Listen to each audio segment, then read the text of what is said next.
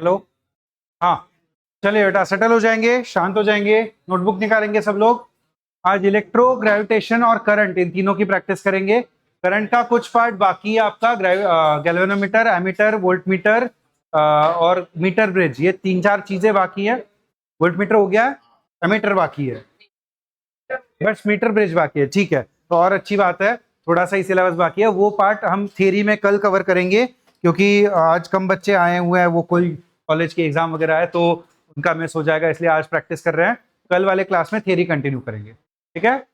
चलिए पहला सवाल।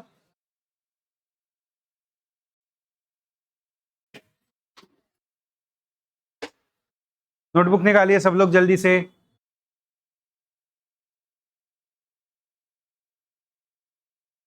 क्या हुआ?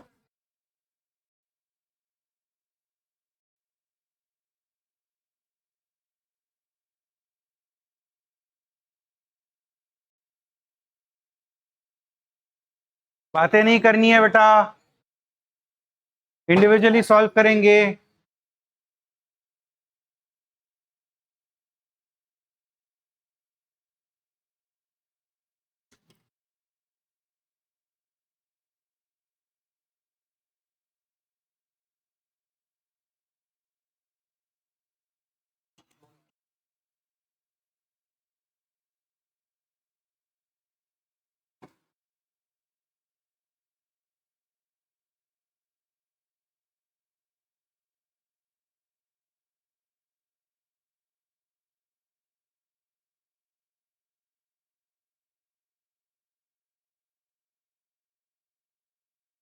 चलिए नोटबुक निकालेंगे सब लोग, सेटल हो गए हैं। पहला सवाल सॉल्व करेंगे।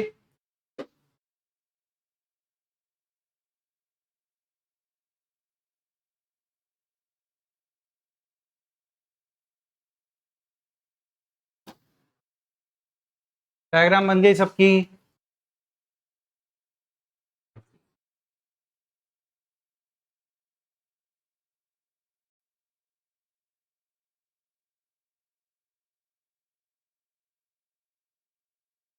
एबीसी 3 चार्जेस है। ए पर है 1 माइक्रोकूलम, बी पर है -1 माइक्रोकूलम, सी पर है 2 माइक्रोकूलम। इन तीनों का एक दूसरे पर फोर्स लगेगा। Resultant force on the charge C, A की वजह से सी के ऊपर एक रिपल्सिव फोर्स लगेगा, बी की वजह से एक अट्रैक्टिव फोर्स लगेगा। दोनों का मैग्नीट्यूड सेम होगा, Q1 Q2 सेम है, आर भी सेम है, ये तो ऑफकोर्स सेम ही होता है। तो इसको अगर मैंने एफ लिख लिया, ये भी फोर्स एफ ही होगा। हॉरिजॉन्टल से इसका एंगल कितना? ये एंगल 60 है, तो ये वाला भी एंगल 60, और अगर ये एंगल 60 है तो ये वाला भी एंगल 60। तो दो फोर्सेस के बीच का एंगल 120, दोनों फोर्सेस का मैग्नीट्यूड F। रिजल्टेंट F याद है वेक्टर्स में किया था, दो फोर्सेस जिनका मैग्नीट्यूड सेम होता है, दोनों के बीच का एंगल 120 होता है, तो रिजल्टेंट 60 डिग्री पर जाता है, वो भी F के ही बराबर आ जाता है। याद है ये? F की वैल्यू निकालनी है, तो F कितना लिखा जाएगा? K 9 इंटू 10 टू दावर 9 होता है ना, +9 होता है ना। K Q1 Q2 -6 10 to the power -12 into 2 -12 K Q1 Q2 upon R square, 0.1 का स्क्वायर 0.01 10 टू दावर -2 कैंसिल होके -10 +9 -10 -1 9 to 18 into 10 to the power -1 1.8 newton के बराबर F की वैल्यू आ जाएगी। कौन सा ऑप्शन है ये? बॉम्बे। आपका दिल्ली आ रहा था, गलत हो गया था, कैसे गलत हुआ था समझा है?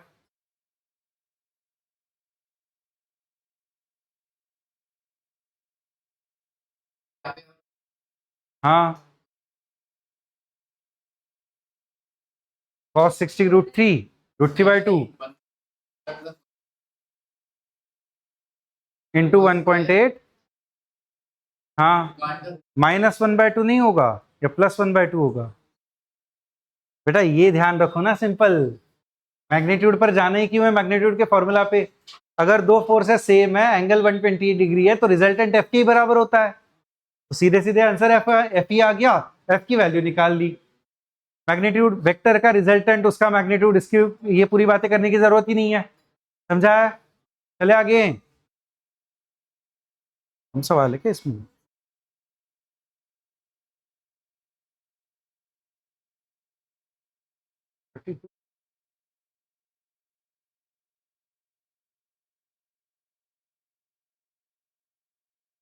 रेस्टोरेंट वो हीटर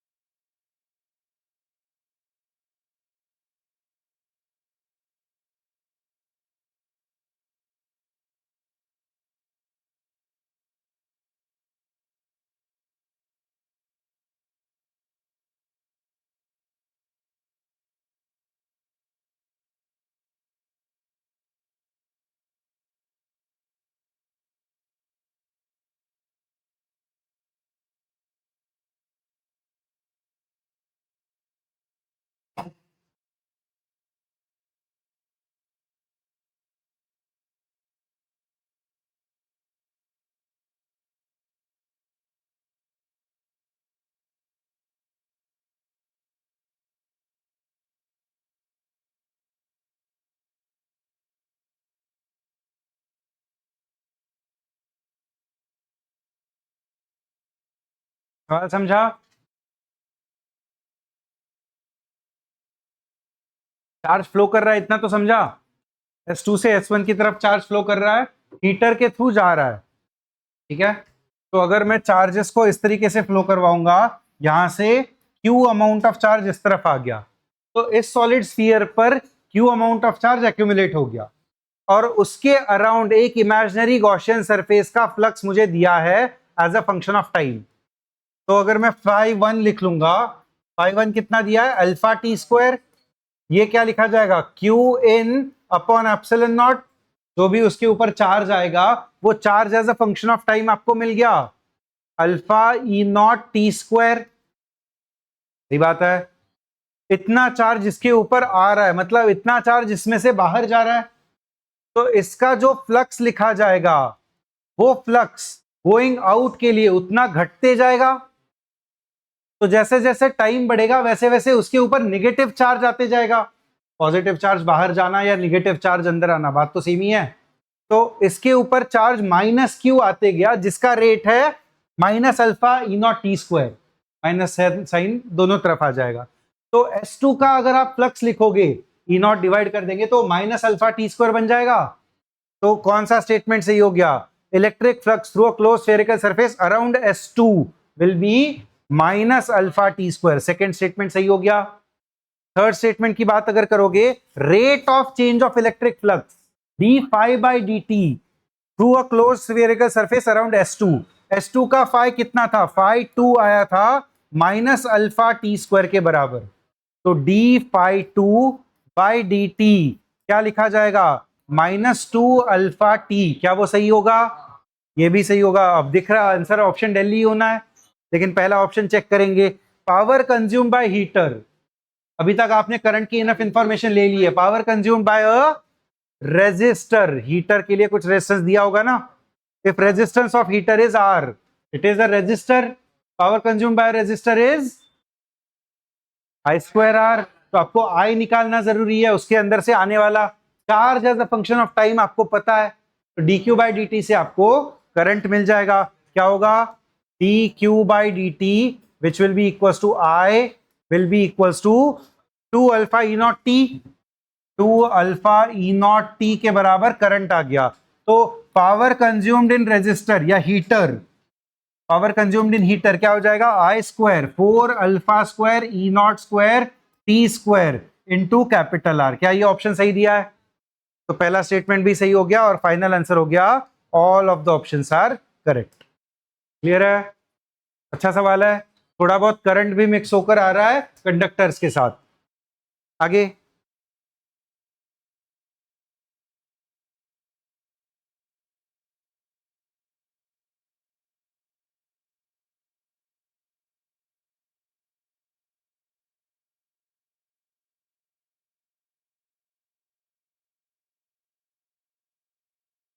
सवाल पढ़ेंगे, डायग्राम बनाएंगे।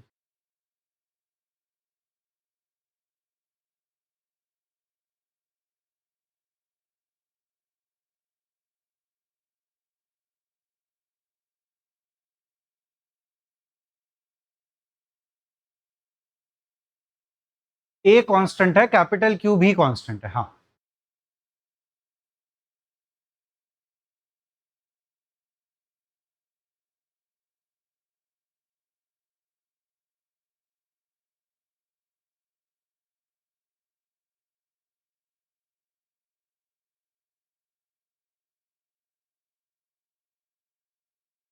चार्ज डेंसिटी वेरिएबल है, वेरिएबल के कंडीशन में इंटीग्रेशन करना होता है। सेकेंड क्वेश्चन का ऑप्शन देखकर वो भी समझ में आ जाना चाहिए, वहां से भी इंटीग्रेशन करके ही कुछ ना कुछ दिख रहा है।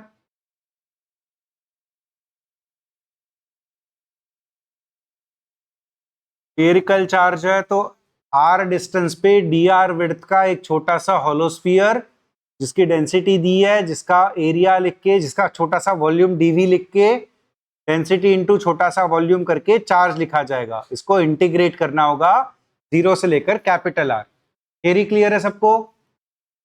कागज पेन चलने चाहिए, एक दूसरे की नोटबुक्स मत देखिए, खुद से करिए।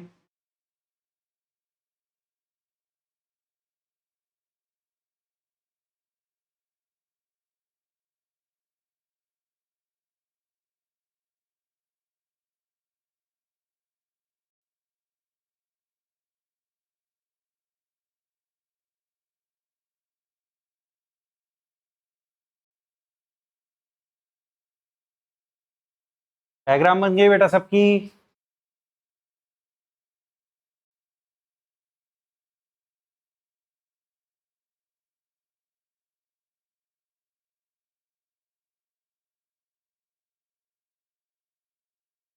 नहीं, ये डायग्राम आगे x डिस्टेंस पे dx एलिमेंट विड्थ का एक स्फेरिकल एलिमेंट बताया तो सही अभी मैंने।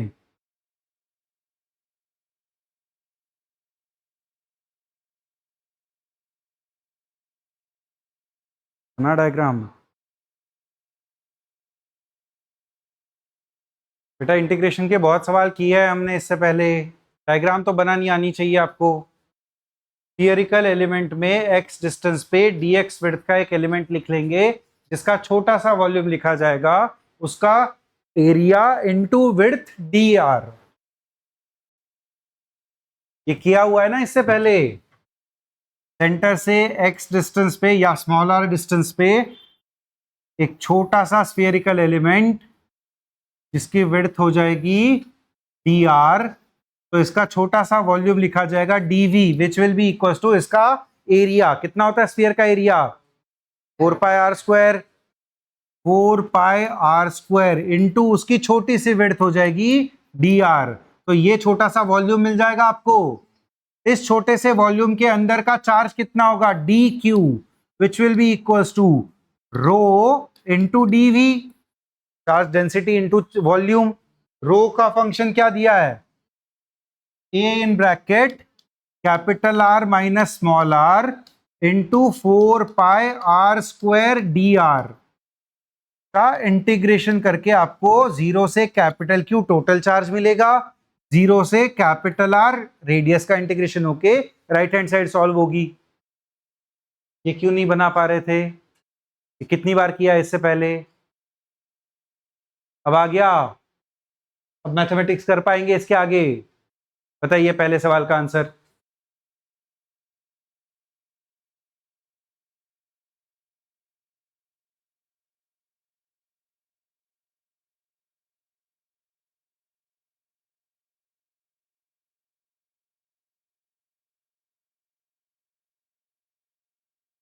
कांस्टेंट टर्म्स बाहर आ जाएंगे, 4 पाई ए बाहर आ गया, इंटीग्रेशन के अंदर R square into capital R क्या बन जाएगा? R cube capital R by 3। तो बनेगा ना R square into capital R constant है, तो आ जाएगा R cube capital R by 3 minus R square into small R, R cube उसका इंटीग्रेशन आर की पावर 4 बाई 4 और इस पर लिमिट जाएगी 0 से कैपिटल आर, ये हो जाएगा कैपिटल क्यू। इलेक्ट्रिक फील्ड, हाँ उसके लिए फ्लक्स वगैरह लिखेंगे, वो बाद में करेंगे, पहले इसको सॉल्व कर लेते हैं, ठीक है। कैपिटल आर जब इनपुट करोगे तो कैपिटल क्यू कितना हो जाएगा? 4 pi A in bracket R cube into R, R की पावर 4 बाई 3 माइनस आर की पावर 4 बाई 4। 1/3 माइनस 1/4, 1/12। ये हो गया r की पावर 4/12। 4 से 12 कैंसिल होके नीचे आया 3। तो a की value in terms of q पूछी थी, वो आ जाएगा 3 कैपिटल Q बाय r की पावर 4। कौन सा ऑप्शन है ये? बॉम्बे। मैच किया। अब आपको क्या पूछा है नेक्स्ट क्वेश्चन में? Electric field inside the sphere. Of course charge variable है, डेंसिटी चार्ज डेंसिटी वेरिएबल है, अंदर की इलेक्ट्रिक फील्ड भी वेरिएबल होगी। तो उस इलेक्ट्रिक फील्ड के लिए Q as a function of R लिखना जरूरी है, और उतने स्मॉलर डिस्टेंस पे गॉसियन सरफेस का फ्लक्स लिखना जरूरी है। गॉस लॉ लगेगा। गॉस लॉ से यही इलेक्ट्रिक फील्ड मिलती थी ना हमें, याद है? Electric field for a lot of different different surfaces हमने कैसे निकाली थी? गॉस लॉ को Q in upon epsilon not के बराबर करके। ठीक है, तो r डिस्टेंस पे dr विड्थ का जो एलिमेंट है, या फिर dr विड्थ के एलिमेंट में वो सब कुछ लिख लिया हमने। यहां पर एक गॉसियन सरफेस मैंने एज्यूम कर दिया। ठीक है, इस गॉसियन सरफेस पर जो इलेक्ट्रिक फील्ड होगी वो रेडियली आउटवर्ड होगी हर तरफ। इलेक्ट्रिक फील्ड को लिख लिया E इनटू उसका एरिया कितना, 4 पाई r स्क्वायर। सही है, ये लेफ्ट हैंड साइड लिखी गई, इक्वल्स टू फ्लक्स। फ्लक्स कितना, Q in upon epsilon naught. Q in के लिए यही फॉर्मूला यूज होगा, बस लिमिट कहां तक जाएगी? 0 से स्मॉल r तक, क्योंकि अब कैपिटल R तक जाने का मतलब नहीं है। इसके बाहर जो भी चार्ज है, क्या वो काम का है हमारे? बाहर का चार्ज हटा देंगे, केवल अंदर वाला चार्ज रखा जाएगा। तो इलेक्ट्रिक फील्ड के लिए, गॉस लॉ के लिए जो क्यू इन लिखा जाएगा, वो क्यू के इंटीग्रेशन में लिमिट जाएगी केवल 0 से स्मॉल r। तो ये 4 पाई ए के टर्म्स में बोला है क्या? ए हटा दिया है, तो ए को डायरेक्टली यूज कर लो। ए क्या आया था? 3 capital Q by pi r की पावर 4, ये आ गया। 4 पाई ए बाहर आ गया। लिमिट के साथ इसको अगर इनपुट करोगे तो ये आ जाएगा capital R cube by 3 minus r की पावर 4/4। सही है, ये पाई से, इनफैक्ट ये 4 पाई से ये 4 पाई कैंसिल कर लो। क्या ये कैपिटल R लिखा जाएगा? इनसाइड द स्फीयर बोल रहा है ना वो। हाँ, इसका स्क्वायर अगर मैं अंदर डाल दूंगा, r स्क्वायर से r क्यूब का स्क्वायर कैंसिल होके एक r बचा, ये स्क्वायर बन गया। तो इलेक्ट्रिक फील्ड क्या लिखी गई? 4 इंटू 3 12, नहीं 4 कैंसिल हो गया था। T Q upon pi capital R square बाहर रखा, क्योंकि ऑप्शंस में हर जगह पर R स्क्वायर दिख रहा है।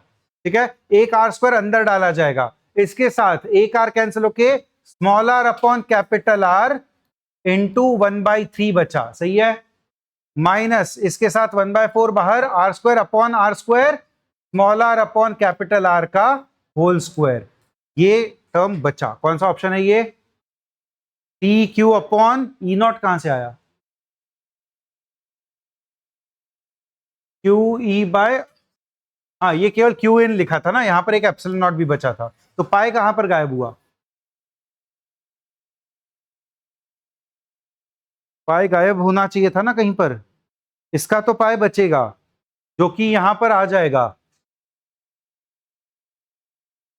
ए का पाई डिनोमिनेटर में था और क्यू का पाई न्यूमरेटर में था, ये कैंसिल होके एक पाई तो बचा। पाई तो आना चाहिए, पाई आना चाहिए कहीं ना कहीं पर, पाई गायब नहीं होगा।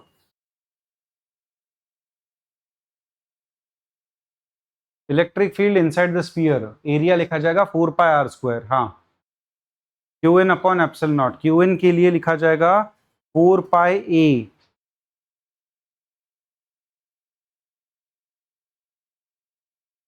ए को अगर मैं सब्सटीट्यूट ना करूं तो क्या आंसर आ रहा है?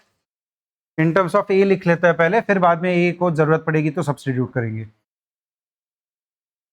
पाई बचना चाहिए तो सही, ये लग तो रहा है। तो 4 pi r square equal to Q in क्या आ गया था? 4 pi A in bracket capital R cube by 3 minus small r की पावर 4/4। तो 4 पाई से 4 पाई गया, आर स्क्वायर से आर क्यूब, और ये गया यहाँ पर स्क्वायर बचा। Capital E will be equals to, केवल बचा A in bracket capital R small R by 3 minus R square by 4। हाँ, अब ए को अगर मैं सब्सटीट्यूट करूंगा तो नीचे पाए बच रहा है बेटा, नीचे पाए बचना ही चाहिए।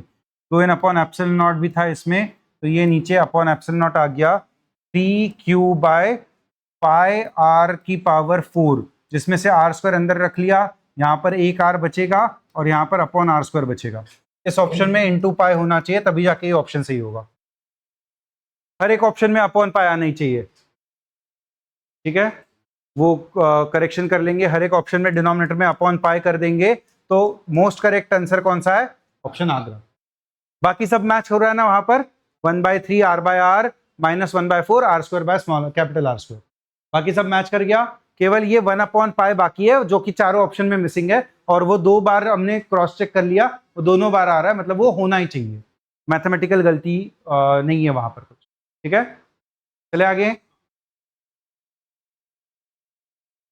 Next each points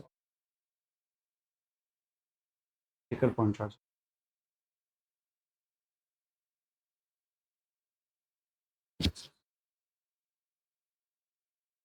potential at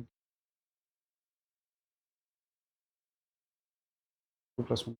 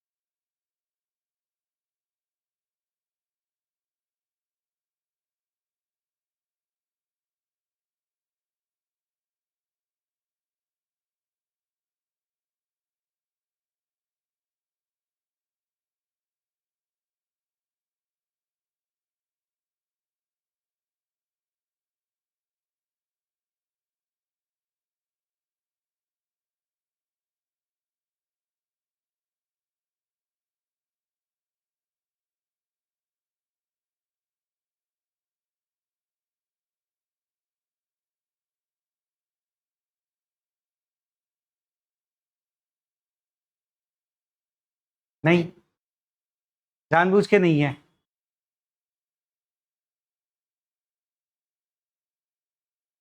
sequence and series use होगा, मैथ्स का सीक्वेंस एंड सीरीज यूज होगा, जिसमें कुछ स्पेशल सीक्वेंसेस थे। ऑप्शंस देखकर बताइए कौन सा स्पेशल सीक्वेंस यूज होगा।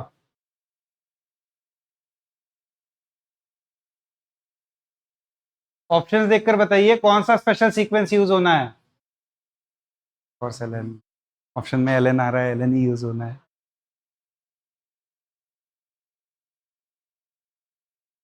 सबसे पहले पोटेंशियल का फंक्शन निकल कर आया, के क्यू कॉमन आ जाएगा, 1/1 माइनस 1/2 माइनस प्लस 1/3 माइनस 1/4, ये बनते जाएगा। एचपी नहीं है, प्लस माइनस आ रहा है ना, ठीक है, लेकिन एचपी से ज्यादा और एक आसान तरीका है। पोटेंशियल एट सेंटर क्या लिखा जाएगा? वी नॉट के क्यू बाय 1 माइनस के क्यू बाय 2 प्लस के क्यू बाय 3, यही बनता जाएगा। 1 एक्स नॉट पर रखा हुआ पॉजिटिव, 2 एक्स नॉट पर रखा हुआ नेगेटिव, 3 पर पॉजिटिव, 4 पर नेगेटिव, माइनस के क्यू बाय 4, ये बनता जाएगा। अगर मैंने इसमें से के क्यू कॉमन निकाल लिया तो ये सीरीज आ गई 1/1 minus 1/2 plus 1/3 minus 1/4 up to infinity. तो क्या आप एक इन्फिनिट एचपी का भी सम निकाल सकते हैं? तो अगर ये आप एचपी के तरीके से भी सोचोगे, 1/1 1/3 1/5 एक एचपी है, तो इन्फिनिट एचपी का सम तो वैसे भी नहीं निकाल सकते।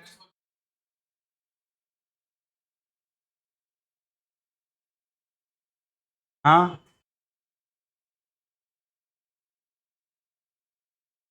हाँ,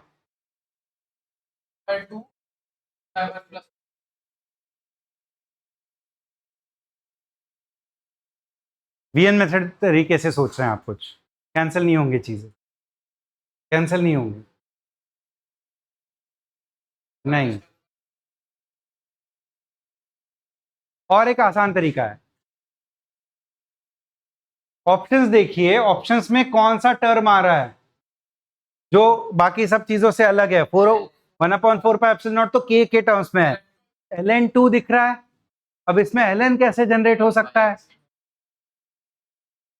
1/x को इंटीग्रेट करके, ये एक तरीका है, बट x 1 में दिख रहा है, बट x वगैरह कुछ नहीं है। सीरीज बन रही है ना, ये एक सीरीज पता है आपको, बस भूल गए हो आप क्योंकि 11th की रिवीजन अच्छे से नहीं हुई है। बताइए क्या है ये?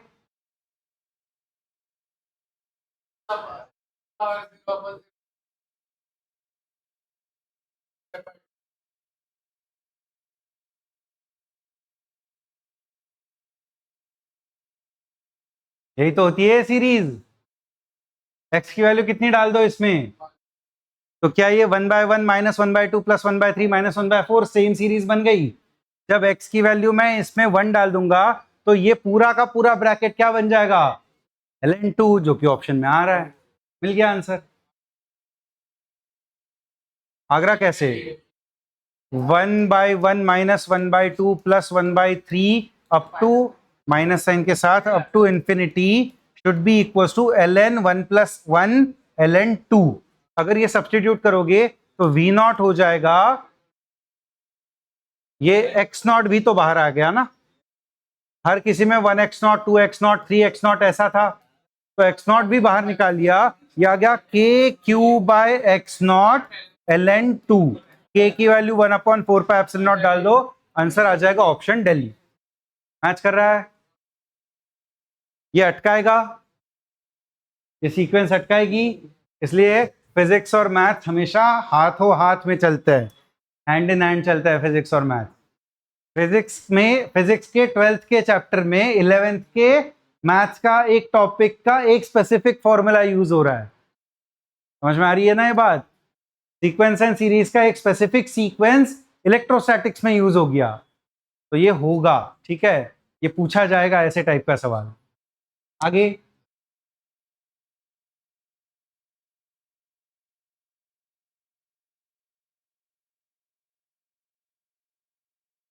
परचेस मतलब बैठ रहा है उसके ऊपर, क्यों? पहले का रीजन क्या है फिर?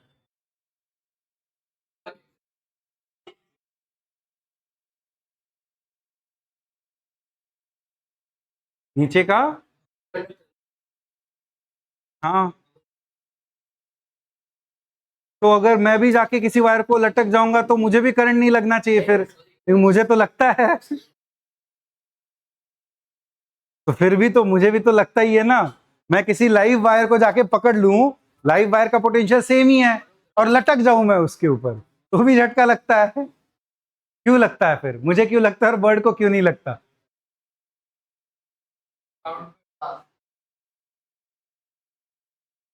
तो मैं अगर हवा में लटक गया तो मैं भी तो नहीं कनेक्टेड हूं ना, फिर भी मुझे झटका लग रहा है। नहीं लगेगा? पक्का? क्यों नहीं लगेगा? अच्छा, तो कुछ ना कुछ अमाउंट ऑफ चार्ज मेरे अंदर फ्लो होगा फिर। हाँ ये सुनो, अगर मैं हवा में लटका हुआ हूं, मैंने उस वायर को पकड़ लिया, तो कुछ ना कुछ अमाउंट ऑफ चार्ज मेरे अंदर फ्लो हो गया, जैसे ही मैंने उसको छोड़ दिया स्टोर हो गया कुछ ना कुछ चार्ज, क्योंकि अंदर तो आया बाहर नहीं जा पाया सडनली, अगर मैंने उसको छोड़ दिया तो अब मेरे अंदर कुछ ना कुछ अमाउंट ऑफ चार्ज स्टोर्ड है। अब अगर मैं किसी और चीज को हाथ लगाऊंगा तो मुझे तो झटका लग जाएगा फिर, क्योंकि अब वो सडन चार्ज डिस्चार्ज हो गया ना मेरे अंदर से। तो बात बात वही है कि चार्ज अगर स्टोर हो रहा है, चिड़िया तो वो करती है, वायर के ऊपर जाकर बैठती है, फिर वहां से उड़ के कहीं और जाकर बैठती है, तो तब जाके उसको झटका लगेगा, लेकिन वो भी नहीं होता उसको। ये समझा सबको झटका क्यों लग रहा है? अगर मैं हवा में भी लटका हुआ हूं तो इमीडिएटली मुझे झटका नहीं लगेगा, बट जैसे ही मैंने उसको छोड़ के किसी और कंडक्टिंग ऑब्जेक्ट को टच कर दिया तो मुझे झटका लग जाएगा, क्योंकि अब मेरे अंदर जो भी चार्ज आके स्टोर हुआ था वो सडनली डिस्चार्ज हो गया, तो झटका बैठा।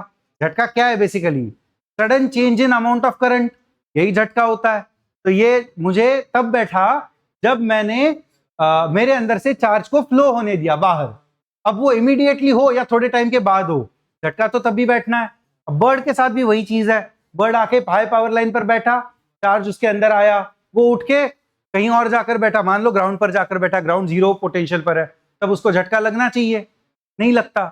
झटका लगेगा तो मर जाएगा ना वो वहीं पे। बर्ड छोटा है, इंसान तो फिर भी बड़ा है, इंसान को झटका लगेगा शायद जिंदा रह जाए, बर्ड तो छोटा ही होता है, वो तो मर जाएगा, वो भी हाई पावर लाइन है। तो ऐसे तो नहीं होता, तो क्यों नहीं होता? रीजन तो वो है नहीं, definitely level of bird is very high, वो तो रीजन नहीं है। तो आंसर तो सही है। क्या आंसर बोला आपने?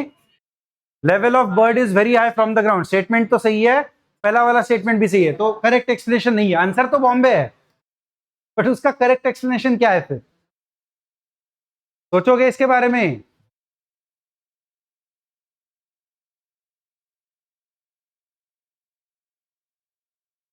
तो करंट बहुत कम हो गया, ऐसे बोल रहे हैं आप?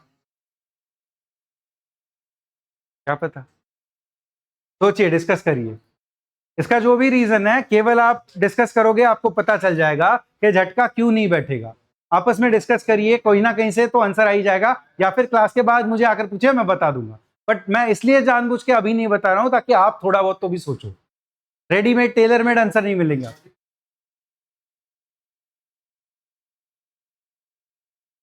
नहीं, चार्ज कुछ ना कुछ तो आएगा, परफेक्ट इंसुलेटर थोड़ी ना है वो।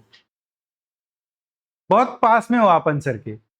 रेजिस्टेंस बहुत हाई होना मतलब एक तरीके से इंसुलेटिंग होना, तो उसके उसके जो पैर होते हैं जिसके ऊपर वो बैठेगा, वो इंसुलेटर की तरह काम करते हैं।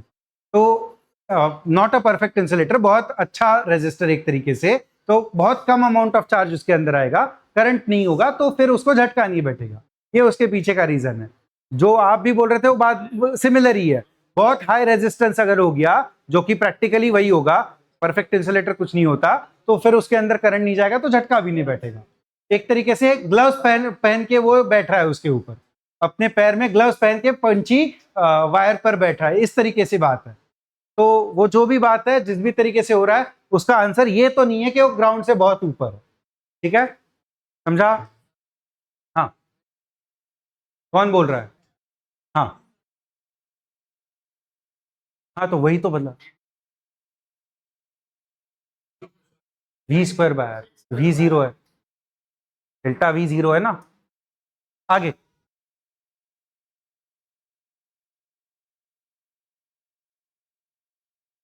कंडक्टर्स है,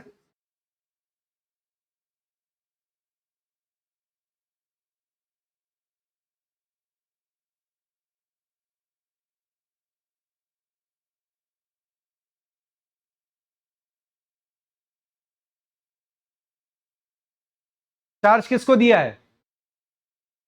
चार्ज दिया है बी को, और ए और सी को कनेक्ट करके रखा है। कनेक्ट करने का मतलब क्या है? इक्वी पोटेंशियल हो गए, दोनों के पोटेंशियल सेम होने चाहिए। चार्ज दिया है बी को किसी को भी कनेक्ट नहीं किया, तो ए और सी के ऊपर चार्ज इंड्यूस हो जाएगा। कंडक्टर्स है, चार्ज इंड्यूस तो हो ही जाएगा। किस तरीके से होगा यही आपको सोचना है। ए और सी का मिला के टोटल चार्ज आपको जीरो कर देना है, क्योंकि उसके ऊपर कुछ भी चार्ज नहीं है, तो इनिशियल जीरो तो फाइनल भी जीरो, बट इंड्यूस होगा। और उसी इंडक्शन से पोटेंशियल वगैरह भी आएगा आगे। स्टार्ट कहां से करोगे? सबसे अंदर और सबसे बाहर। क्या बाहर कोई चार्ज है? तो बाहर वाले सरफेस पर क्या कोई चार्ज इंड्यूस होगा? तो सबसे बाहर जीरो चार्ज होगा। और सबसे अंदर सेंटर पे क्या कोई चार्ज है? तो ए के अंदर वाले सरफेस पर भी जीरो चार्ज होगा। ठीक है, बी के बाहर वाले सरफेस पर चार्ज दिया ना, वो बोला है ना आपको, A and C is shorted, हाँ कनेक्ट कर दिया, बी इज यूनिफॉर्मली चार्ज। ठीक है, तो बी के बाहर जो भी चार्ज है वो सी के अंदर उतना ही चार्ज आना चाहिए, प्लस माइनस आजू बाजू है। जैसे दो प्लेट्स अगर ये होती है, इस पर प्लस चार्ज आता है तो इस पर माइनस चार्ज आ जाता है ना कंडक्टिंग बॉडीज में। तो सेम चीज यहां पर भी हो रही है कि इस पर बी के आउटर पर प्लस है तो सी के इनर पे माइनस चार्ज आ जाएगा। अब सी के इनर पे माइनस चार्ज आ गया, ए और सी मैंने कनेक्ट कर दिया, मेरे पास चार सरफेसेस हैं, ए का इनर, ए का आउटर, सी का इनर और सी का आउटर, इसके अलावा और कोई सरफेस नहीं है। सी के आउटर पे जीरो, ये चीज जीरो हो गई। ए के इनर पे भी जीरो, सी के इनर पे माइनस क्यू, तो ए के आउटर पे कितना? प्लस क्यू, क्योंकि टोटल चार्ज जीरो होना चाहिए था। समझा? कंडीशन समझ में आनी चाहिए सबको। ए के आउटर सरफेस पे प्लस क्यू होगा तो बी के इनर पे माइनस होगा, और बी के आउटर पे प्लस है, समझा? तो ये बाहर का प्लस और ये माइनस, अंदर का माइनस मिलके 0 हो जाएंगे, बट बी पर तो टोटल चार्ज प्लस क्यू है। कुछ ना कुछ गलती की है हमने। क्या गलती की है? ए के आउटर पे प्लस क्यू नहीं होगा, सी के इनर पे माइनस है, सी का इनर और ए का आउटर मिलके टोटल 0 कर देना है, तो यहां पर प्लस ही होना चाहिए।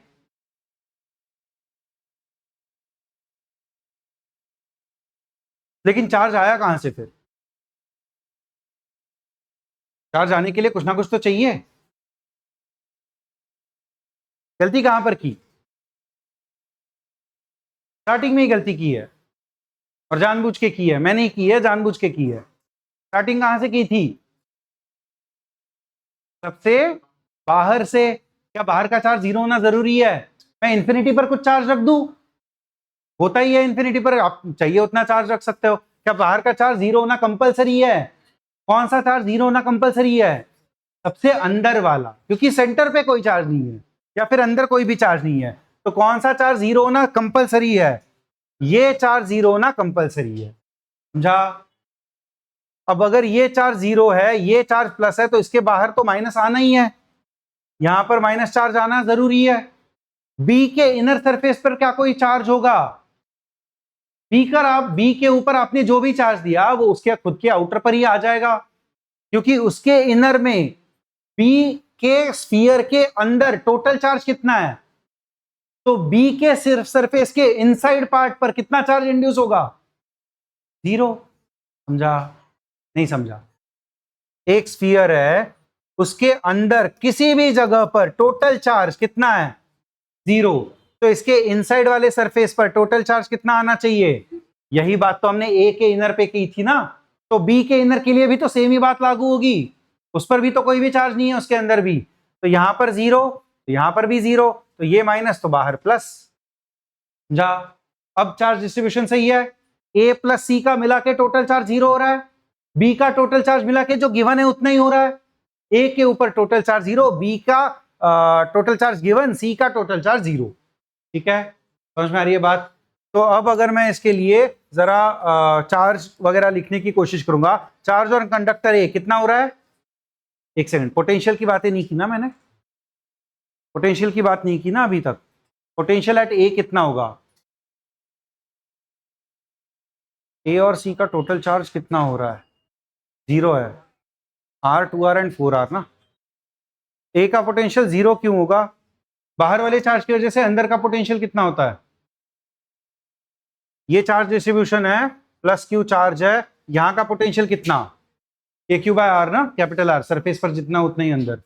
हाँ, तो ए वाले सरफेस का पोटेंशियल हो गया के 0 बाय आर, और सी का कुछ अलग हो गया। नहीं, तो ये पॉसिबल नहीं है। हाँ, तो ये चार्ज डिस्ट्रीब्यूशन भी गलत है। क्यों गलत हुआ ये चार्ज डिस्ट्रीब्यूशन? ए का अगर मैं पोटेंशियल लिखूंगा, ए का पोटेंशियल लिखा जाएगा खुद की वजह से तो 0, खुद के ऊपर कोई चार्ज नहीं है। बी की वजह से होगा के क्यू बाय 2R, का रेडियस 2R है बी का, और सी की वजह से K plus Q minus Q by 4R, 0। तो इतना ही होगा ए का। और सी का अगर मैं लिखूंगा वो सेम ही होना चाहिए, कनेक्टेड है। सी का कितना होगा? ए की वजह से 0, बी की वजह से के क्यू बाय 4R, अब वो आउटर वाला पॉइंट हो गया, और सी के खुद के चार्ज की वजह से 0। तो ये दोनों बराबर नहीं हुए, नहीं हुए ना, तो चार्ज डिस्ट्रीब्यूशन अभी भी गलत है। सही से चार्ज डिस्ट्रीब्यूशन अगर मैं करूंगा तो मुझे पोटेंशियल दोनों के बराबर लिखने हैं। मैं मान लेता हूं इसके ऊपर का टोटल चार्ज अंदर तो 0 है, वो तो डेफिनेटली 0 है। यहां का अगर मैंने चार्ज क्यू मान लिया तो यहां पर माइनस क्यू आ जाएगा, यहां पर capital Q plus small Q आ जाएगा, क्योंकि तो टोटल कैपिटल क्यू रहना है। ये capital Q plus small Q, तो अंदर वाले सरफेस का minus capital Q minus small Q, तो ये प्लस ए का आउटर मिलके सी के आउटर पर आना चाहिए, क्योंकि सी का प्लस ए का टोटल चार्ज 0 है। तो वो कितना हो गया? सी के आउटर पे माइनस क्यू का इन तीनों का चार्ज का इक्विवेलेंट निगेटिव में ना, तो plus Q minus Q cancel हो गया, माइनस क्यू बचा, तो सबसे बाहर प्लस क्यू चार्ज आ गया। ये समझा है? ये समझा? मैंने स्मॉल क्यू कोई वेरिएबल मान लिया, सबसे अंदर जीरो, ए के आउटर पे मैंने एज्यूम कर लिया स्मॉल क्यू चार्ज है, वो जीरो भी हो सकता है, वो कुछ भी हो सकता है, ठीक है, वो कैपिटल क्यू भी हो सकता है, वो जो भी आएगा मैथमेटिक्स में आ जाएगा। ए के आउटर पे मैंने स्मॉल क्यू मान लिया, बिकॉज वो बी के सामने है, बी के इनर के सामने, तो बी का इनर माइनस क्यू हो जाएगा, प्लस क्यू माइनस क्यू। अगर बी का इनर सरफेस माइनस क्यू पर हुआ, बी के ऊपर का टोटल चार्ज कैपिटल क्यू था, तो आउटर पे capital Q plus small Q होना चाहिए, जो कि मैंने यहां पर लिख लिया। अगेन बी के आउटर पे capital Q plus small Q, तो सी के इनर पे minus capital Q minus small Q, उसी का निगेटिव, प्लस क्यू तो माइनस क्यू, सामने सामने वाले प्लेट्स। अगर ये minus Q minus capital Q minus small Q है, तो सी outer plus C inner plus A outer plus A inner should be equal to zero. ये बात सही है? ए इनर कितना? जीरो, ए आउटर है प्लस क्यू, सी इनर है minus capital Q minus small Q plus C outer, ये cancel, equal to zero, ये minus Q उस तरफ जाके सी आउटर प्लस क्यू आ गया। तो चार्ज डिस्ट्रीब्यूशन समझा है सबको? अब मैं इस चार्ज डिस्ट्रीब्यूशन के साथ पोटेंशियल अगर ए और सी का इक्वेट कर दूं, तो मुझे स्मॉल क्यू मिल जाएगा। स्मॉल क्यू ही अननोन था, एक इक्वेशन एक अननोन सॉल्व हो जाएगा। तो ए का अगर मैं पोटेंशियल लिखूंगा, पोटेंशियल ऑफ ए क्या लिखा जाएगा? ए स्मॉल क्यू बाय आर, उसके खुद की वजह से। बी की वजह से K capital Q by two R, capital Q plus small Q minus small Q cancel. और सी की वजह से कितना? Plus capital Q minus capital Q cancel होके माइनस स्मॉल क्यू बचा, तो प्लस माइनस हो गया K small Q by 4 capital R, ये वी ए हो गया। 1/4 1 minus 1/4 plus 3/4, K Q by capital R अगर कॉमन ले लिया, प्लस 1 स्मॉल क्यू वाला, प्लस 1 माइनस 1/4 प्लस 3/4 बचा ना। तो नहीं नहीं नहीं नहीं, ये कैपिटल क्यू है, ये स्मॉल क्यू है, तो ये इतना बचा। ये बात समझी सबको? प्लस 1 माइनस 1/4 प्लस 3/4 बचा, ये अलग लिख लिया। अब इसी के बराबर पोटेंशियल ऑफ सी होना चाहिए। पोटेंशियल ऑफ सी ए की वजह से कितना? K small Q by 4r, small Q के लिए आउटर पॉइंट, इस पूरे के लिए केवल कैपिटल क्यू ही होगा, plus small Q minus small Q आपस में कैंसिल हो जाएंगे, तो ये बचा plus K capital Q bye 2 नहीं 4r, क्योंकि उसके लिए भी आउटर वाला ही पॉइंट है। बी के चार्ज के लिए भी तो सी आउटर वाला ही पॉइंट है ना, तो उसके लिए भी potential K capital Q by 4r, capital Q plus small Q minus small Q, तो प्लस माइनस कैंसिल हो गया, ठीक है। और सी के लिए अपने खुद के सरफेस पे plus Q minus small Q, तो माइनस के स्मॉल क्यू बाय 4 कैपिटल। ये समझा है? तो ये क्या हो गया? के क्यू बाय 4r से के क्यू बाय 4r कैंसिल हो गए। हाँ, ये अगर इस तरफ आ जाएगा, नहीं इसको अगर उस तरफ भेज देंगे, तो 3k small Q by 4 capital R equals to 1/4 minus 1/2 minus 1/4, तो माइनस के कैपिटल क्यू बाय 4r, ये बचा। ये 1/4 था, ये 1/2 था ना, तो 1/4 माइनस 1/2 माइनस 1/4, 3, ये 3 था ना, हाँ ये वाला नहीं, ये 2 है, ठीक है, अब सही है। तो 4r से 4r कैंसिल, k से k कैंसिल, स्मॉल क्यू कितना आ गया? Minus capital Q by 3। समझ में आया? तो चार्ज ऑन कंडक्टर ए कितना हो गया? Minus capital Q by 3। समझा? ये हम कितना भी खेलते नहीं मिलता, क्योंकि ये हमें सपना तो नहीं आएगा ना कि माइनस क्यू बाय 3 है। हमने 0 रख के देखा, आंसर मैच नहीं किया, हमने क्यू रख कर देखा, आंसर मैच नहीं किया, ठीक है। अलग अलग 1-2 केसेस करके देखे, मैच नहीं कर रहे थे, तो फिर हमने सीधे सीधे मैथमेटिक्स पर भरोसा किया और फिर उससे आंसर निकल कर आया माइनस क्यू बाय 3। अब पोटेंशियल एट ए, अगर स्मॉल क्यू को मैं कैपिटल क्यू बाय 3 डाल दूं, तो ये पोटेंशियल एट ए था, तो उसको अगर फिर से लिखूंगा वी ए, तो वो K Q by 2r plus टी K small Q which is capital Q by 3, और ये प्लस का हो गया माइनस अपॉन 4r, ये बन जाएगा 3 से 3 कैंसिल, 1/2 माइनस 1/4 के क्यू बाय 4r, ये पोटेंशियल ऑफ ए बन जाएगा विच इज 1/16 ना, के की वैल्यू में 1/4, बाहर का 1/4, 4 इंटू 4 16। तो ऑप्शन बॉम्बे मैच किया दूसरे का। और तीसरे का potential at B, potential at B हमने लिखा ही नहीं है, उसको अलग से लिख लेंगे। क्या होगा वो, ए की वजह से पोटेंशियल के क्यू बाय 2r, अंदर के स्मॉल क्यू की वजह से बाहर वाला पॉइंट। समझ में आ रहा है सबको, पक्का?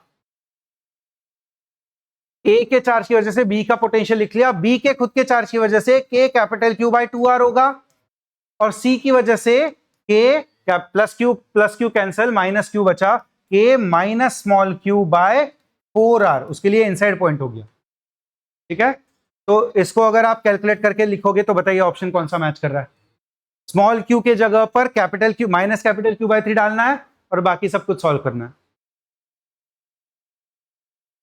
ये माइनस प्लस 1/2 माइनस 1/4 प्लस 1/4 बचा, तो ये आ गया K small Q by 4r plus K capital Q by 2r। अगर एलसीएम 4r कर दिया तो ये 2 आ गया, के अपॉन 4r बाहर आ जाएगा, ये आ जाएगा स्मॉल क्यू मतलब minus Q by 3 plus 2q, तो 2 6 माइनस 1 5q बाय 3, 5 अपॉन 16 आ जाएगा 48, या हाँ 16 इंटू 3 ना, इसका डिनोमिनेटर भी तो है, 16 इंटू 3 48।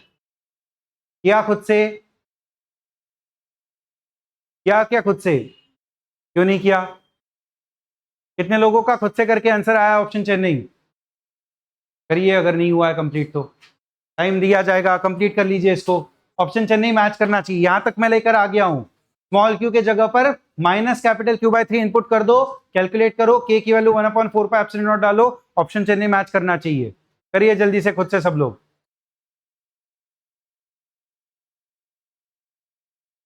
सवाल अच्छा है,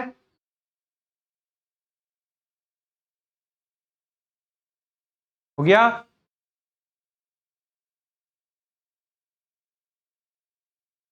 चले आगे।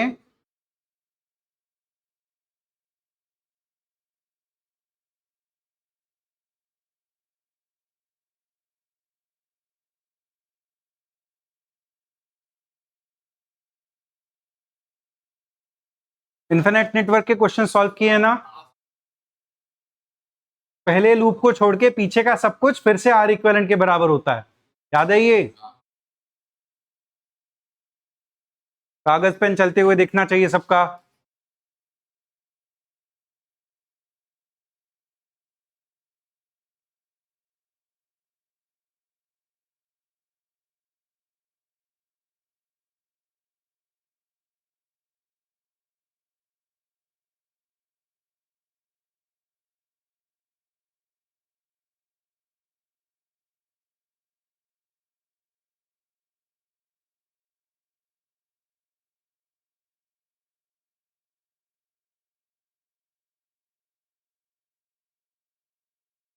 आगरा एग्जैक्ट 4 आ गया, लेस देन 4 आया।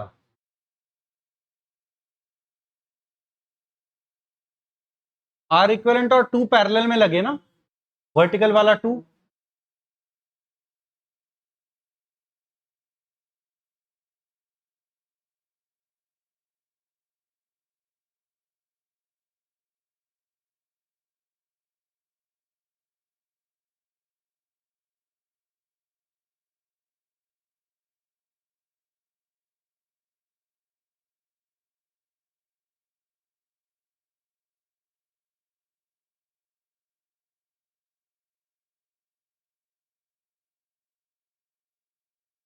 आंसर आ जाना चाहिए बेटा, अभी तक केवल कॉन्सेप्चुअल सवाल है, केवल कॉन्सेप्चुअल सवाल है। इस और इस वाले पॉइंट के अक्रॉस पूछा है, ये 2 और ये 2 तो सीरीज में ही लगना है, तो उसका इक्विवेलेंट तो 4 हो गया, उसके साथ जो भी जुड़ेगा वो सीरीज में ही जुड़ेगा। हाँ, इसके साथ पीछे वाला सब कुछ पैरेलल में जुड़ जाएगा, बट उसका जो भी वैल्यू आएगा वो 2 प्लस दैट प्लस 2 होगा। तो आंसर तो 4 से बड़ा होना चाहिए, 2 plus 2 4 plus something, resistance negative तो नहीं होता, तो आंसर 4 से तो बड़ा होना चाहिए। ये गलत हो गया, ये गलत हो गया, समझा? अब देखते हैं इक्विवेलेंट। इक्विवेलेंट क्या है, इस तरफ का पूरा आर इक्विवेलेंट, उसके साथ ये 2 पैरेलल में जुड़ गया, आर इक्विवेलेंट और ये 2 ऐसे ही है, इस वाले 2 के साथ ये पीछे का पूरा पार्ट आर इक्विवेलेंट है, तो आर इक्विवेलेंट और ये 2 पैरेलल में लग गए ना, तो इसका इक्विवेलेंट 2 से छोटा होगा, जो कि 2 + 2 4 प्लस आर इक्विवेलेंट होगा, प्लस जो भी उसका कॉम्बिनेशन होगा। तो 2 + 2 4 आया, प्लस समथिंग लेस देन 2, तो उसकी वैल्यू हमेशा 6 से छोटी होगी, तो 12 तो हो नहीं सकती। आंसर क्या आया? कैलकुलेट करने की कोई जरूरत नहीं है, आपको करना है तो कर सकते हैं, बट कोई जरूरत नहीं है। कैलकुलेट करने के लिए इक्वेशन क्या बनेगा? R equivalent into 2 upon R equivalent plus 2, ये आया इन दोनों का पैरेलल, प्लस ये 2 प्लस ये 2 plus 4 should be equals to R equivalent. इसको सॉल्व करेंगे तो भी आंसर आ जाएगा, वो न्यूमेरिकल आंसर आएगा, वो 5 पॉइंट समथिंग के आसपास आ जाएगा, ठीक है। बट कोई जरूरत नहीं है उसको कैलकुलेट करने की, कॉन्सेप्चुअली समझा है। Next,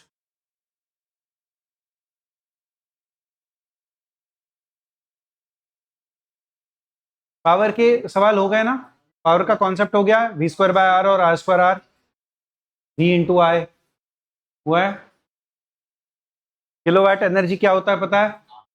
kilowatt hour.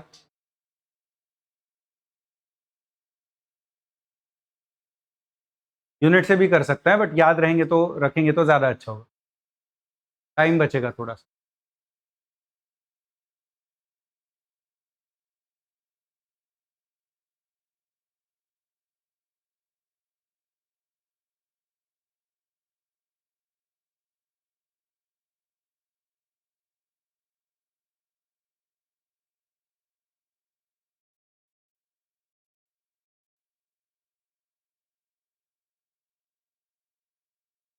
करना है 8 आवर्स अ डे ना, तो एक दिन में कितने किलोवाट आवर?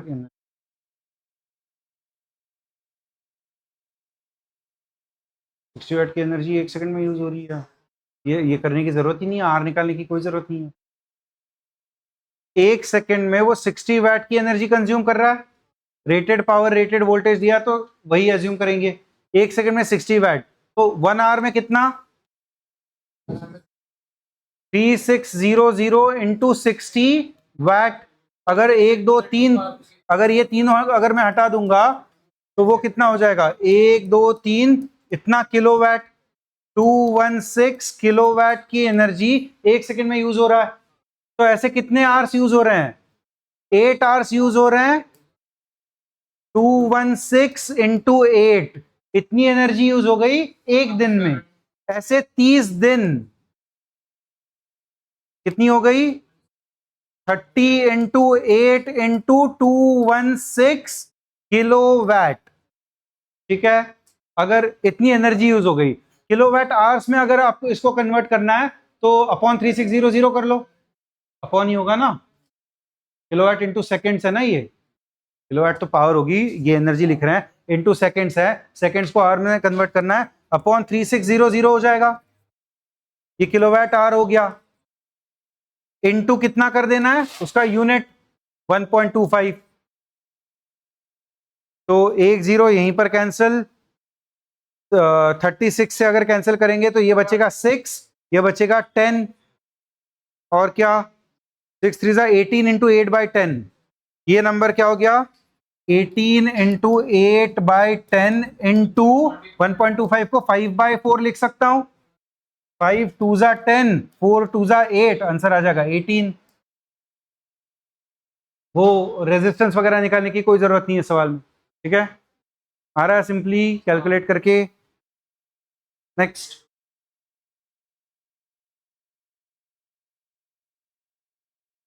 ये हुआ है, वोल्टमीटर हुआ है, क्वेश्चंस नहीं हुआ है, वोल्टमीटर की थियरी हो गई है ना। तो अगर थियरी नहीं भी हुई है तो भी इतना तो आपको पता होता है, वोल्टमीटर के अक्रॉस, वोल्टमीटर के अंदर से कोई करंट नहीं जाता, तो पूरा का पूरा करंट ऊपर से जाके इसके अक्रॉस का पोटेंशियल डिफरेंस निकालना है, वो तो आप ऐसे भी निकाल सकते थे, V = IR वाले तरीके से। अच्छा नहीं दिया है ना उसका रेजिस्टेंस, हाँ तो थियरी यूज होगी थोड़ी बहुत। आइडियल वोल्टमीटर नहीं है वो, आइडियल वोल्टमीटर नहीं है, कुछ गिवन रेजिस्टेंस के साथ का वोल्टमीटर है, तो अगर आप इसका करंट देखोगे, इक्विवेलेंट रेजिस्टेंस देखोगे, तो ये 80 ओम इस 80 ओम के सीरीज में है या पैरेलल में है? पैरेलल। उसका इक्विवेलेंट कितना? 80 और 80 का 40, 40 और ये 20 किस कॉम्बिनेशन में? तो इक्विवेलेंट आर इक्विवेलेंट कितना हो गया? आर इक्विवेलेंट हो गया 60, रेजिस्टेंस दिया, सॉरी वोल्टेज दिया है 2, तो करंट कितना आ गया? V बाय आर 2/60, 1/30 एम्पियर, ऐसे ही रहने दो। इतना करंट आ गया जो पूरे सर्किट में दौड़ेगा, मतलब यहां से आई करंट जा रहा है, ये आई करंट यहां पर आके डिवाइड होगा, क्यों नहीं होगा? यहां तक तो आई गया ना, इसके आगे डिवाइड होगा, इस जंक्शन पर डिवाइड होगा। कैसे डिवाइड होगा? 1/2 1/2, क्योंकि दोनों के रेजिस्टेंस सेम है, तो इस तरफ गया I/2, इस तरफ भी गया I/2, तो इसके अक्रॉस का पोटेंशियल डिफरेंस कितना? I/2 इंटू 80, और इसके अक्रॉस का भी I/2 इंटू 80। वोल्ट मीटर क्या रीड करेगा? I/2 इंटू 80 रीड करेगा, इसके अक्रॉस का पोटेंशियल डिफरेंस। तो डेल्टा V जो पोटेंशियोमीटर सॉरी वोल्ट मीटर ने रीड किया, वो कितना हुआ? I/2 मतलब 1/60 इंटू 80, कितना आंसर हो गया ये? 4/3 वोल्ट के बराबर, 1.33 वोल्ट, ऑप्शन चेन्नई। आ रहा आंसर? आइडियल वोल्ट मीटर होता तो कितना रीड करता? इक्वल आइडियल होता तो इसका रेजिस्टेंस इंफिनिटी मान लेते, तो सारा का सारा करंट ऊपर से ही जाता, फिर 80 + 20 100, करंट आ जाता 2/100, इसके अक्रॉस का पोटेंशियल होता 80 इंटू 2/100, 0.8। 0.8 नहीं, ये 2/100 ना, 2 इंटू 80, 160/100, 1.6 इंटू 2 करना रह गया। ठीक है, आगे।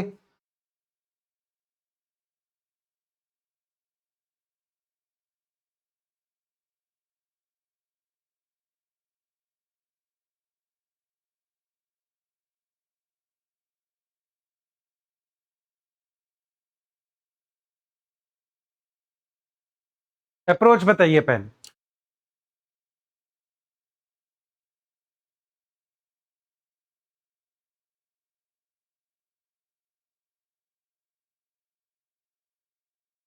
और कोई अप्रोच?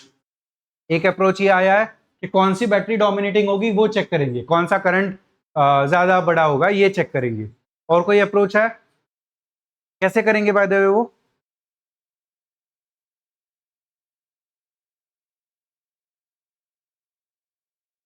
जंक्शन लॉ और लूप लॉ, बेसिकली यही कर रहे हैं ना। जंक्शन लॉ और लूप लॉ का एक अप्रोच आया है, और कोई अप्रोच है? थोड़ा छुपा हुआ है बट ज्यादा फायदे का है, थोड़ा छुपा हुआ अप्रोच है, डायग्राम में ही दिखेगा, बट ज्यादा अच्छा अप्रोच है वो। सोचिए क्या हो सकता है? कौन सा करंट क्या? एक मिनट एक मिनट, टॉपिक का नाम बताइए। Combination of batteries. Combination of batteries अगर सोचोगे तो ज्यादा आसान बन जाएगा। इसका इक्विवेलेंट सर्किट क्या बनेगा फिर? ये दो बैटरीज कंबाइन होंगे, ये दो रेजिस्टेंसेस कंबाइन होंगे, आर इक्विवेलेंट बनेगा, ई इक्विवेलेंट बनेगा, एक सीरीज में जोड़ा हुआ रेजिस्टेंस, एक दो रेजिस्टेंस एक बैटरी का सर्किट बन गया। आसान सर्किट है। उससे कौन सा करंट मिलेगा? जो इस वाले रेजिस्टेंस में से जा रहा होगा, विच इज I1। समझा? ज्यादा आसान सर्किट सॉल्व करना हो गया ना ये, कंपेयर टू दूसरा तरीका क्या था? Loop law. एक लूप इतना, एक लूप इतना, एक लूप इतना, तीन लूप, तीन अननोन I1 I2 I3। क्यों सॉल्व करें? तीन इक्वेशन, तीन अननोन, ज्यादा आसान तरीके से आंसर मिल जाएगा। कॉम्बिनेशन ऑफ बैटरीज वाले तरीके से सॉल्व करेंगे सब लोग। फॉर्मूला याद है ना? रेजिस्टेंस का तो सेम ही formula, 1/R = 1/R1 + 1/R2 + 1/R3, और बैटरीज का E equivalent upon R equivalent equals to E1/R1 + E2/R2 + E3/R3 with sign, with directions। Directions important है। अगर आपने 40 को पॉजिटिव माना तो 80 को नेगेटिव मानना जरूरी है, क्योंकि डायरेक्शंस अपोजिट है दोनों के। ठीक है,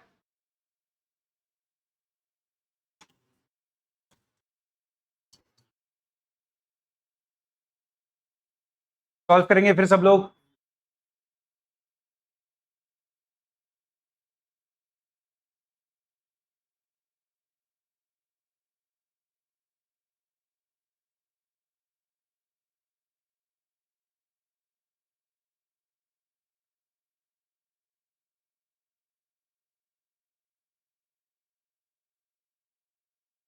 कौन सा 9 given circuit voltmeter records 5 resistors of the voltmeter in ohm is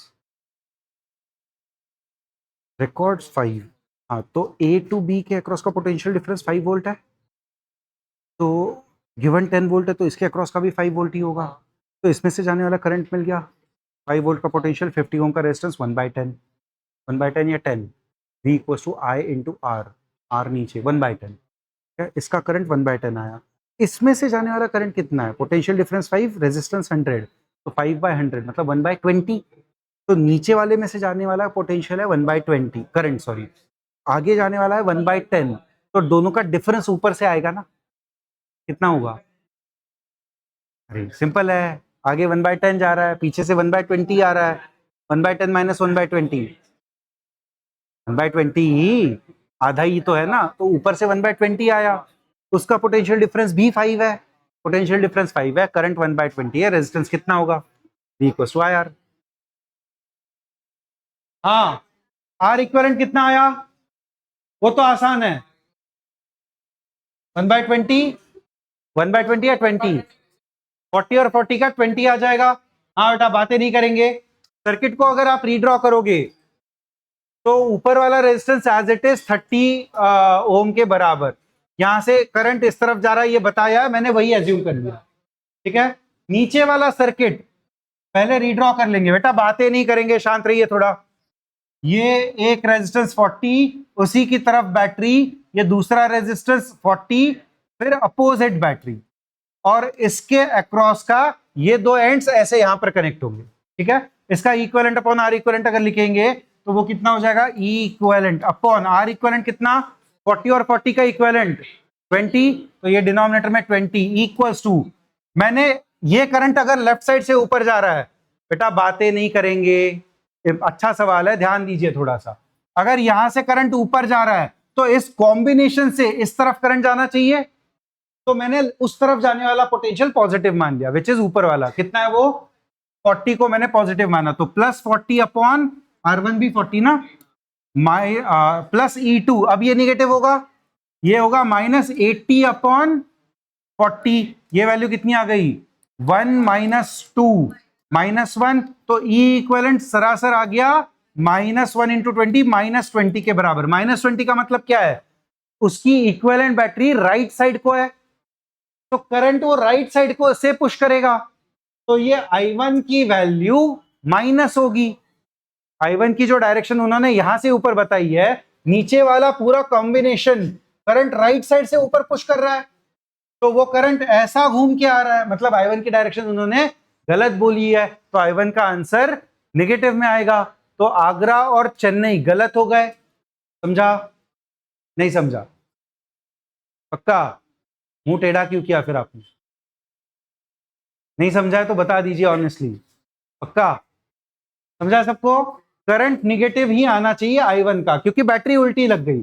अब बैटरी कितनी लगी और किस तरफ लगी, इस तरफ लग गई, बैटरी का EMF अभी +20 होगा, ये माइनस साइन इस तरफ लगा के आया था, रेजिस्टेंस कितना आया था 20, करंट कितना दौड़ेगा, एक तो उल्टे डायरेक्शन में दौड़ेगा, 20 अपॉन 50, करंट की वैल्यू कितनी हो गई I1 20 upon 50 which is 0.4 in the opposite direction, तो आंसर होगा ऑप्शन बॉम्बे, ठीक है। अब अगर यहीं पर आपको I2 और I3 पूछा होता तो फिर आगे सॉल्व करना होता, फिर कैसे सॉल्व करते, ये I1 वापस आता यहां से, ठीक है, ये I1 आता कितना 0.4 के बराबर, अब ये स्प्लिट होता है इन दोनों में, और कैसे स्प्लिट होता, नहीं नॉट नेसेसरी, बैटरीज भी तो है ना, तो अगर यहां पर जाने वाला करंट मैंने I3 इस तरफ मान लिया और I2 इस तरफ मान लिया, तो ये I3 के लिए क्या लिखा जाएगा, I3 इंटू 40 पॉजिटिव में, क्योंकि in the direction of current -40, और ये I2 इंटू 40 +80, ये दोनों बराबर होने चाहिए, तो वहां से I2 और I3 का रेशियो मिल जाएगा, I2 प्लस I3 मुझे पता है I1 के बराबर, I2 I3 का रेशियो मिल गया, उसको सॉल्व करके I2 और I3 की वैल्यू मिल जाएगी, कर सकते हैं ऐसा, इस सवाल में पूछा नहीं है, करना है तो घर पर जाकर कंप्लीट कर लीजिए इस क्वेश्चन को। आगे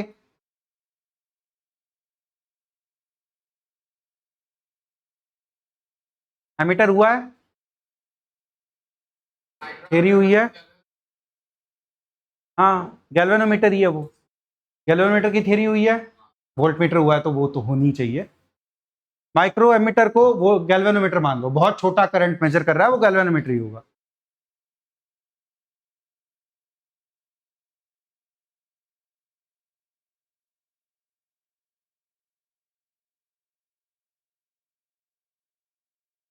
conversion of galvanometer into a voltmeter, इसी का सवाल है, और conversion of galvanometer into ammeter.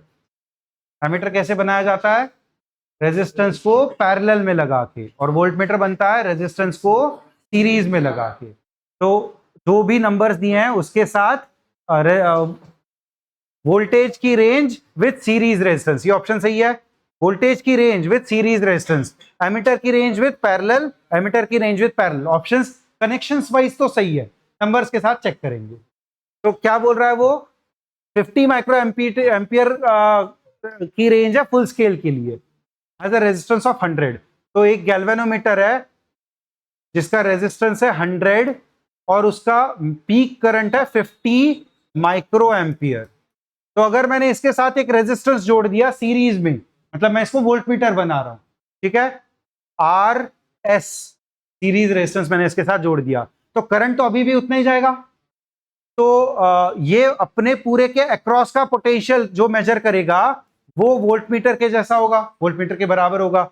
और वो कितना होगा, गैल्वेनोमीटर का रेजिस्टेंस 100, तो 100 प्लस आर एस इंटू उसका करंट 50 इंटू 10⁻⁻6, ये उसने मेजर किया हुआ वोल्टेज होगा।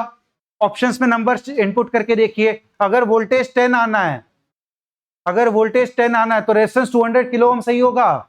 200 किलो ओम मतलब 200 इंटू 10⁵, ये कितना हो गया 200, ये 100 उसके सामने नेग्लिजिबल हो जाएगा, 2 इंटू 10⁵, और ये 2 10⁻², बहुत छोटा होगा, नेग्लिजिबल होगा, इग्नोर कर देंगे। वो हो जाएगा 2 इंटू 10⁵ इंटू 50 इंटू 10⁻⁻6 प्लस 5 एक 6, 5 इंटू 2 10, ये मैच कर रहा है, ये सही होगा। दूसरा भी चेक करेंगे, V अगर 50 है ये तो उतना ही रहेगा, 50 इंटू 10⁻⁻6, ये कितना हो गया 10 kilo ohm. Again 10 kilo ohm के सामने 100 बहुत छोटा है, तो ये हो गया 1 इंटू 10⁵, 10 किलो ओम ना, 4 ही इनफैक्ट 10 किलो ओम। तो +4 +1 5, -6 कैंसिल होके -1, ये -1 नीचे चला गया 10, 5/10 हो गया 1/2, 1/2 इक्वल्स टू 50, क्या है ऑप्शन सही होगा, तो बॉम्बे गलत हो गया। ऐसे ही एम्पियर के एमीटर के लिए भी चेक किया जाएगा। एमीटर के लिए क्या होता है, गैल्वेनोमीटर के किस कॉम्बिनेशन में जोड़ा जाता है, रेजिस्टेंस, गैल्वेनोमीटर के रेजिस्टेंस जोड़ा जाएगा पैरेलल में, आरपी बोल देंगे उसको, और इसमें से जाने वाला करंट मेजर होगा, किसमें से, गैल्वेनोमीटर वाला ही, ठीक है। टोटल करंट अगर आई आ रहा है, उसका भी फॉर्मूला लिखा था ना, I into R plus G, नहीं ना, I into R P upon R P plus R G which is 100 should be equal to galvanometer का करंट। उसी फॉर्मूला को उल्टा पुल्टा करके लिखा है, आपने आई जी इंटू समथिंग लिखा होगा, मैंने आई इंटू समथिंग लिखा है। आने वाला करंट आए, उसको दो पार्ट में स्प्लिट कर दिया, गैल्वेनोमीटर में से जाने वाला करंट कितना होगा, opposite to the ratio, I into RP upon RP plus 100 should be equal to I G. और आई जी की वैल्यू मुझे पता है कितनी थी, 50 मिली एम्पियर ना, 50 माइक्रो एम्पियर 10⁻⁻6, सही है। इसमें नंबर्स इनपुट करेंगे, अगर मैंने आई की वैल्यू 5 मिली एम्पियर लिख ली, 5 इंटू 10⁻⁻3, और आरपी की वैल्यू 1 लिख ली, 1/101, तो न्यूमरेटर का 1 हटा दो, डिनोमिनेटर को करीब करीब 100 लिख लो, ये ऊपर जाके -5 हो जाएगा, इक्वल टू 50 इंटू 10⁻⁻6, सही है।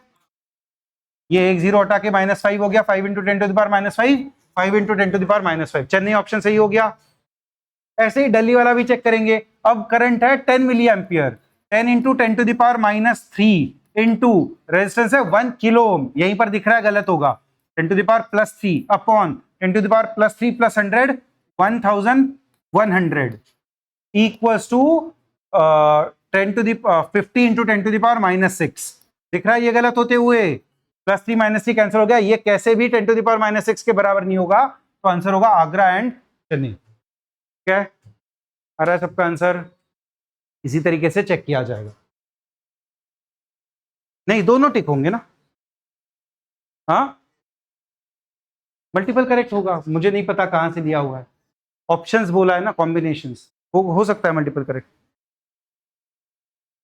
हाँ, लास्ट क्वेश्चन आज का, क्या पोटेंशियोमीटर नहीं हुआ है, लॉन्ग पोटेंशियोमीटर, ये तो हटा भी दिया है वैसे सिलेबस में से।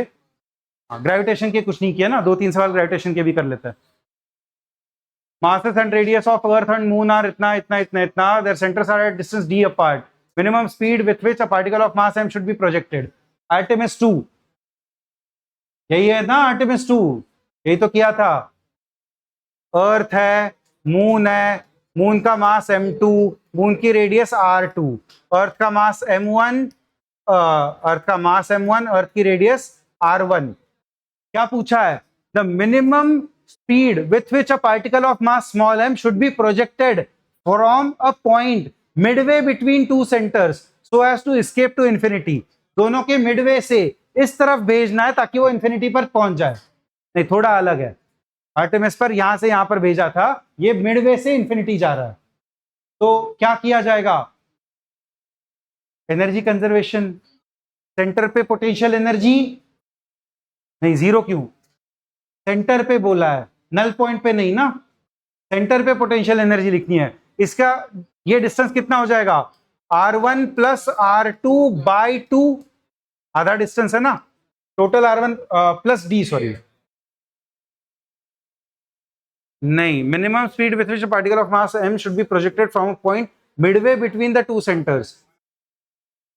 हाँ, ये d दोनों के बीच का डिस्टेंस है ना, या सेंटर्स के बीच का डिस्टेंस है, and their centres are at distance d apart, centre से d डिस्टेंस अपार्ट है ना, तो सीधा d/2 ही हो गया। अगर सेंटर्स d डिस्टेंस अपार्ट है, मिडवे पॉइंट कौन सा होगा? d/2, तो ये डिस्टेंस हो गया d/2, ये भी डिस्टेंस हो गया d/2। पोटेंशियल एनर्जी क्या लिखी जाएगी? Gm1 m2 upon r d/2, और ये माइनस साइन के साथ। उसकी potential energy -Gm1 m2 upon r, सही है।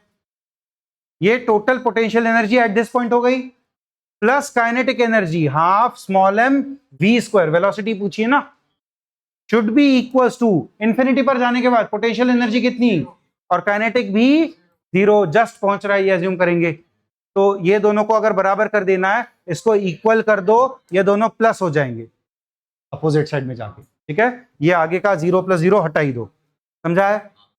तो स्मॉल m से स्मॉल m से स्मॉल m कैंसिल, हाफ इस तरफ जाके 2 × 2 2 × 2 4 हो गया, कॉमन आ गया 4g/d in bracket m1 + m2, और इसका रूट ये दे देगा v। कौन सा ऑप्शन है ये? आगरा। आ रहा है आंसर? करे दोनों और, क्यों नहीं? 5 मिनट क्लास लेट स्टार्ट हुआ तो चलता है, लेट खत्म हुआ तो नहीं चलता। कंप्लीट करो, आसान सवाल होंगे दोनों भी।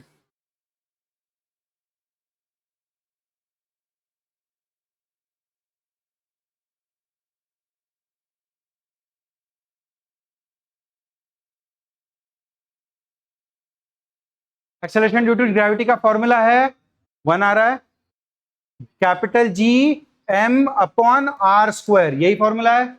मास को मैं क्या लिख सकता हूं?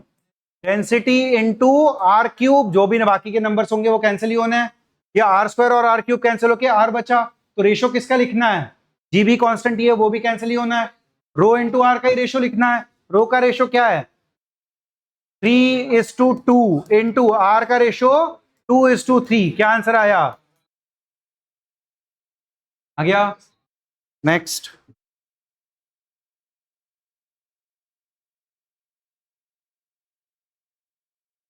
is the radius and same mean density, which of the following is are wrong? Same density or double mass or double radius, तो mass 8 times m/r by 2 4 इसका प्लस।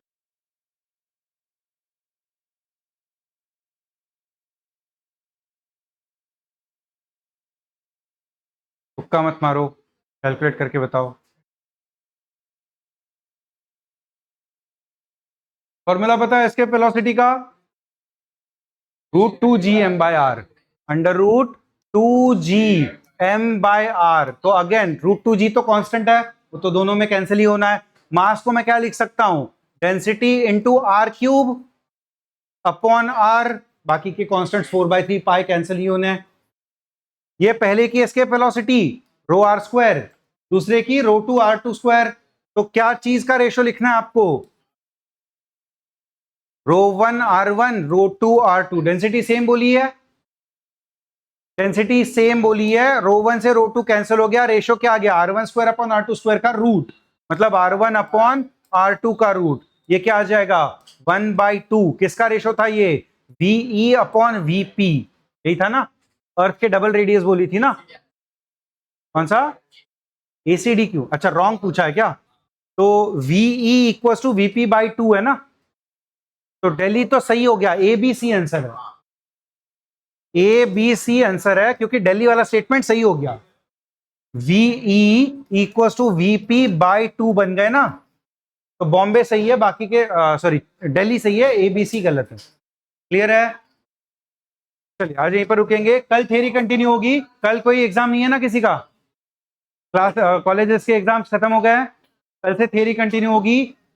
मीटर ब्रिज बाकी है, वो कंप्लीट करेंगे और फिर उसके बाद स्टार्ट करेंगे PYQs के बाद कैपेसिटर। ठीक है, थैंक यू।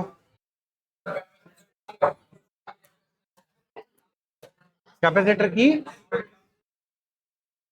ये खत्म हो रहा है क्या? प्रिंट करके दे दी, अभी टाइम है, क्योंकि इसके PYQs भी बाकी है ना, 1-2 क्लासेस होंगी अभी और। अरे क्या कुछ मैसेज किया था क्या बच्चों ने? अच्छा आंसर बता रहे थे, बेटा मेरा ध्यान ही नहीं था। पोटेंशियल इक्वल करेंगे, हाँ वो स्फीयर वाले सरफेस में, सही है। फिर आगे क्या बोला था? आंसर आप वेरीफाई कर लो, क्योंकि मैं अभी देख नहीं पाऊंगा सारे आंसर, बाकी तो और कोई डाउट नहीं है। ठीक, थैंक यू।